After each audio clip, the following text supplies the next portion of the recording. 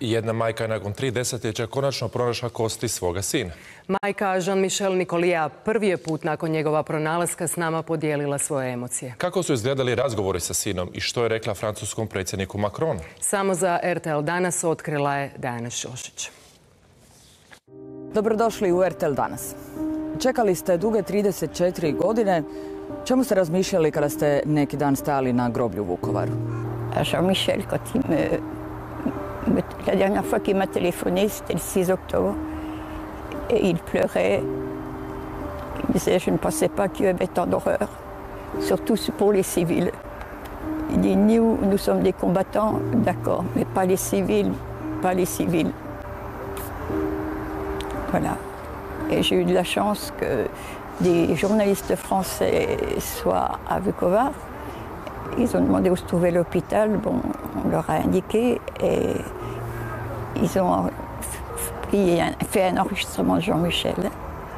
Et ils m'ont téléphoné le soir et je suis toujours en contact avec eux. C'est Agnès Varamian et Hervé Guéquer. Hervé Guéquer, malheureusement, est décédé. Il était blessé, bon, il était à l'hôpital. Il y a deux de ses copains qui étaient avec lui, qui sont venus le chercher 2 fois de suite, mais il a toujours refusé. Est-ce parce qu'il se sentait plus en sécurité ou je ne sais pas.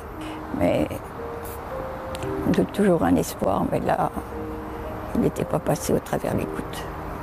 Voilà. La fin de l'histoire de Jean-Michel. Jean-Michel est toujours avec moi. Ovo je prva kolona sjećanja nakon koje ćete moći sinu na grobu zapaliti svijeću. Jer vam to ipak donosi neku utjehu? Oui, bien sûr. En quelque sorte, oui.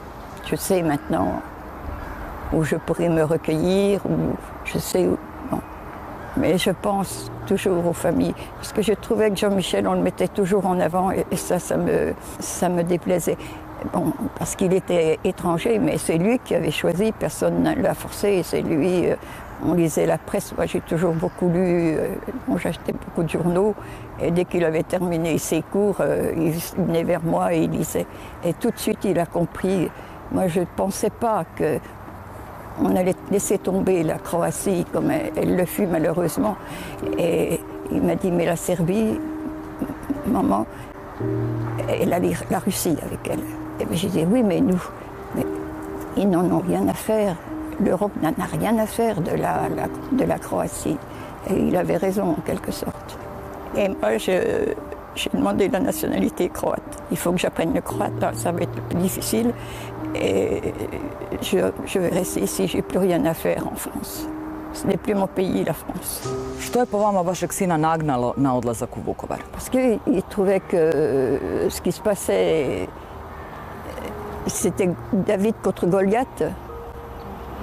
Et bon, Jean-Michel, c'était un idéaliste un petit peu. Il voulait voir ce qui se passait, ben, il a vu. Ima li vama gorčine što ste morali toliko dugo čekati da se nađu njegovi posmrtni ostaci? Oui, bon, ben, 34 ans, ça commence à compter. Mais bon, j'ai encore pas réalisé que son corps a été retrouvé, que les obsèques ont eu lieu, que j'ai assisté à ces obsèques. Non, c'est encore pas ça. Il faut que je réfléchisse avant de comprendre que maintenant le cauchemar me concernant, nous concernant, est terminé en quelque sorte. Mais je pense toujours aux autres familles. Moi j'ai eu de la chance parce que le ministre des Anciens Combattants, Tomo Medved, a été toujours à mon écoute. Je demandais un rendez-vous, je téléphonais, enfin...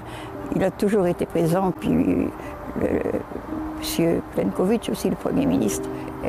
C'est grâce à là, je les remercie. Kako gledate na činjenicu da je njegov ubojica još na slobodi? À votre avis, je pense. Si je pouvais le tenir, moi, il n'aurait pas besoin de passer. Je m'en occupe. Vašeg sina na Ovčari mučki ubio Spasoje Petković zvani Štuka. Raspolažete li nekim novim informacijama? Sur la Croatie, j'ai lu un article comme quoi Štuka a fait de la chirurgie esthétique. On lui a changé l'état civil, sa date de naissance, le lieu de sa naissance, puis je ne sais plus trop quoi. Et puis il est en Serbie, protégé. Istraga je prekinuta 2019. zbog nesuradnje Srbije. Sada su je preuzele francuske institucije. Očekujete li tu neki konkretni pomak? Non, je ne crois plus au Père Noël depuis un certain temps. Je ne crois plus au Père Noël depuis un certain temps. Bon, la Serbie veut rentrer dans l'Union européenne. J'ai entendu ça, ou j'ai lu ça, je ne sais pas, oui, j'ai lu. Et si jamais il rentre dans l'Union européenne, je serai avec eux. Bon, j'ai eu la visite du président Macron, je ne savais même pas qu'il venait en Croatie, qu'il était invité. Et il a été franc. Ils avaient édité pour sa venue une plaquette concernant Jean-Michel, et la Croatie et Jean-Michel. Il a été honnête dans la mesure où il m'a dit « Je n'étais pas du tout au courant de l'histoire concernant votre fils. J'ai plus confiance en l'État croate que la France. » Puis non, ils n'ont rien fait. Non. Je ne veux même plus en parler. Il avait trouvé la Croatie inégalable. Alors il me dit, je resterai ici. Eh bien, il reste ici, mais pas dans les conditions.